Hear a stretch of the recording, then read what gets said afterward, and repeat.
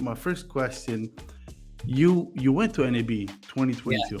Yes. How was it? What'd you think? It was really good. There was a lot of pent up desire and need for people to meet in person. But we had to make a decision in December or January during the Omicron uptick, if we were going to invest in a booth or not, and it wasn't really clear to us then if people were going to go or what was going to happen. So we didn't get a booth this year, and we got a big suite at the Wynn. I always wonder about the suites. Did they work? It worked really well. It worked really well. It was a big 2-bedroom suite. We got the beds taken out and set up meeting areas. We had 4 meeting areas. I never thought about that. I thought people would leave the beds there. But it's not cheap. They cost. I heard that. It's true. They bill you to take the beds out. They bill you to put the beds back in. They bill you for the chairs. They bill you for the air. But it was a lower risk to us than NAB being canceled or people not showing up. And in the end, everybody showed up. A lot of people showed up. Sunday. It was pretty good. Did you walk the show as well? Yeah. I was back and forth, quite a bit, having meetings in the suite and then having meetings at the show with our partners and new partners. So I was back and forth, and it was really good. And then we just piggybacked on that and went to the media production show in London, where there was a literal 2-hour wait for attendees to get into the show. So people are really looking to get back and meet in person. So in London, it was like that because just the amount of people, or the lines because of checking for COVID? Well, it was a smaller venue, right? And then they were checking people's bags on the way in for cameras. I think it was. Oh, for cameras. But so do you think COVID panic is over? I do. I think a lot of people got it at NAB, but I don't think they cared. I think people are, for the most part, got what? A lot of people got what? You say a lot of people got it. Like I think a lot of people contracted COVID while they were at NAB. I heard stories, Yeah, me too. They got it, but they didn't care. Yeah. And I think it's the other variant, right? That is less dangerous. Maybe. Yeah. I'm not a medical doctor. I'm not going to go down that path. Listen, so NAB is happening again. London, you went to the next show in London. What other shows are you guys going to be doing? So we've got Media Streaming East coming up next week in Boston.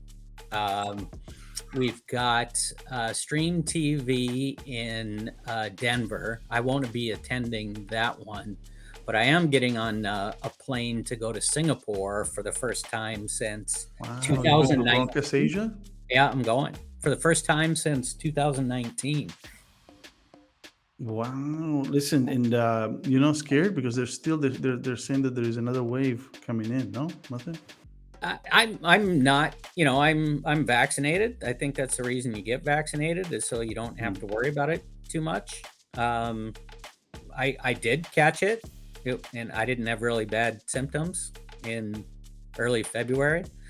So I might catch it again, but if it was only like that, then I'll be okay. But the virtual aspect of business, I think people are over it. We did a really good job. I was talking to a lot of people in February and March of 2020 ahead of NAB, and I didn't see a way that NAB wasn't going to be canceled. So we had a virtual backup plan ready to go the day that the NAB canceled it. So we were way out in front of other people. and sort of carried that momentum of being successful virtually for a long time.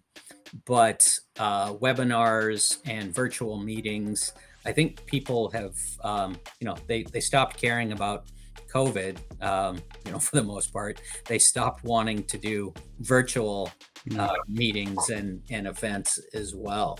So going to get out and make the 20-hour flight from Amazing. from New York to Singapore. We've been thinking about it. Are you guys going to have a booth, or you're just going to be walking around? We've got a meeting suite there, and setting up a lot of meetings. You have local partners? Yeah. We've got resellers in the region. We've got worldwide technology partners that have integrated Zixi into their platforms and their exhibiting. And we've got customers all around the world. So, And how old is Zixi? How old is it? Well, Zixi is about 15 years old, and it was founded a long time ago, probably 10 or 11 years too early, because as you know, broadcast engineers will get fired for a black screen, and so they're really reticent to test any technologies that might threaten their career.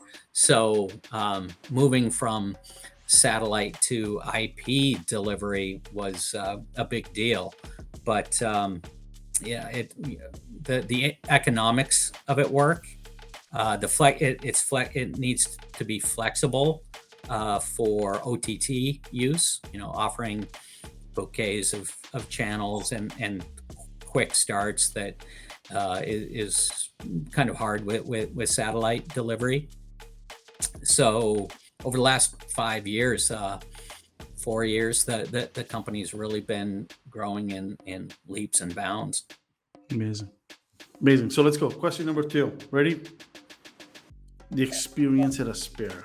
So we talked about M&A. You lived it. You were part of it. Yeah. How was it?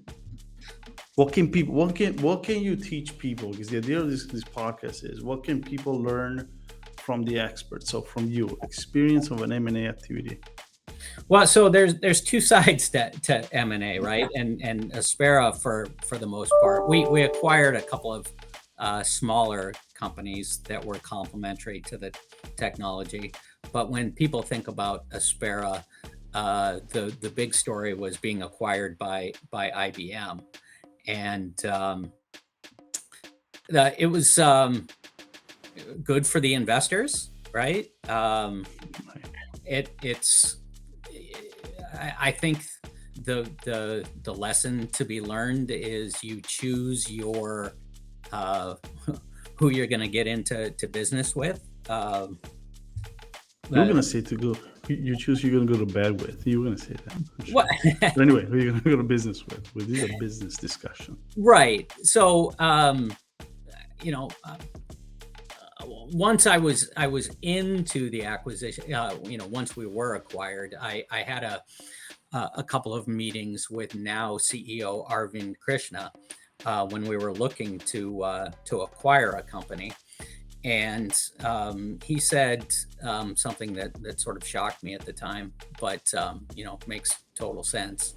We're a mammoth company. We don't acquire small companies well. We shouldn't do it. And that was sort of the experience. Is Aspera was a dynamic software company being acquired into a behemoth that had, a multi-billion-dollar company that had more employees than the town of Oakland. They told us at the time, when we were being acquired. So 100 and I think it was 120 people or so, at the time of acquisition, being acquired into that, where they had really firm bureaucracy and policies. For the long term, it didn't work for, I think what the Aspera business wanted to achieve. You'd have to have the IBM team if they got what they wanted out of it.